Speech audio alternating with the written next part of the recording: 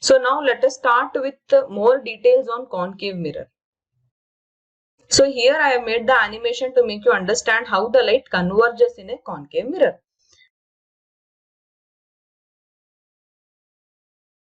And what will be the properties of the image formed? The image is real and it is inverted, but it is not seen here because it is diminished. It has become so smaller like a point at the principal focus that you cannot see it. Because of this speciality of converging the light, the concave mirrors have some good applications. They are used in torches, searchlights and vehicle headlights so that you have a powerful parallel beam of lights. Also, they are used in shaving glasses, and dentists also use them because if the object is smaller, then the image formed is bigger here. If the object is bigger, then the image formed is smaller here. Okay, and the distance between the object and the mirror also plays very important role. For example, here you can see that our object is at infinity, so it is very far. So the image formed is diminished and it is formed at the principal focus. Now, how are the images formed if the object is at different positions? We will try to understand it. Here, if the object is at infinity, as I told you now, if the object is at infinity, then the position of the image formed is at focus, the principal focus. It is highly diminished, that means it has become so smaller to like the point size that we can't see it. Okay, and it will be real and inverted.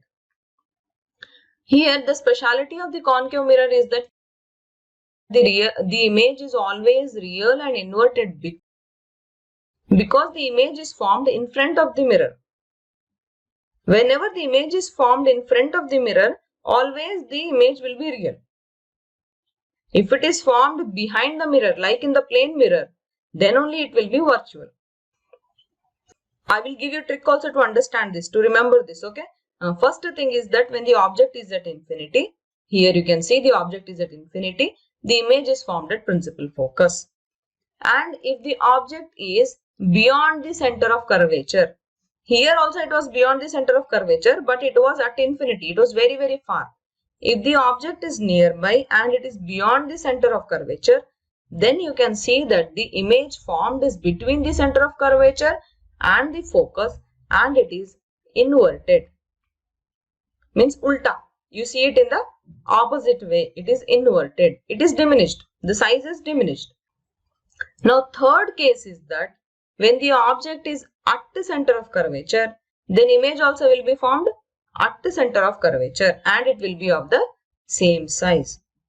And in fourth case, the object is between the center of curvature and the focus. The blue color line is the object here.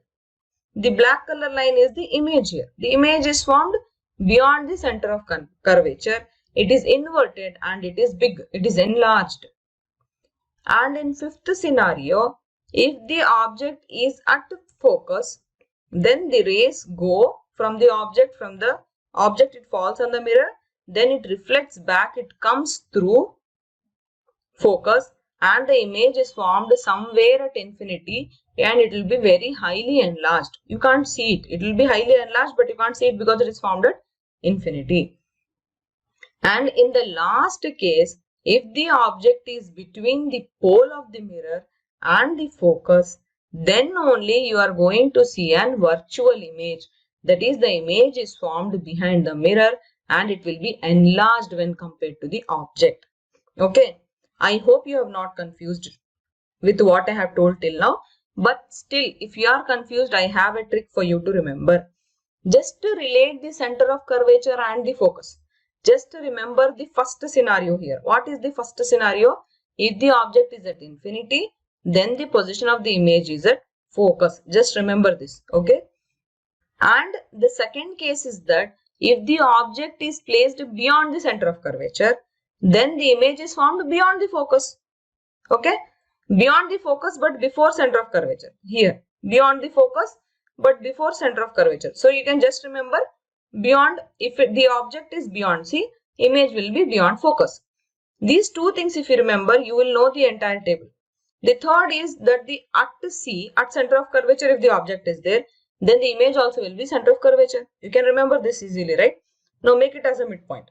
Now just to see it, I am going to reverse things. Now just reverse them. What will happen if the object is between F and C? Wherever the object will be there, in its opposite place image will be there, isn't it? There in the first case, the object was beyond C, then position of image was beyond F. What will happen if the object is beyond F? Position of image will be beyond C. Same thing you can relate here again. Now in first case, image was at focus, right? Now what will happen if object will be at focus? Yes, image will be at infinity. Just two things you have to reverse. That's it, your table is complete. I hope I made you understand this trick. And the last case is little bit different. It is like in a plane mirror. Okay. Here only, see, you can see in all other cases, the nature of the image is real and inverted. Only in this case, wherein the object is between pole and the focus, then only the image is formed behind the mirror. If the image is found behind the mirror, means it will be enlarged and it will be virtual and erect. Now let's move on to what about the convex mirror. Here you can see that the light is getting reflected from the convex mirror. That is, it is diverged here. Then we draw the imaginary lines which meet up till focus. This is happening when the object is at infinity. Then how will the image look? It is diminished. It is meeting at a focus. It is appearing to meet at a focus. And the image is behind the mirror. That's why it will be virtual. It will be erect. And because it is at a point, it is diminished.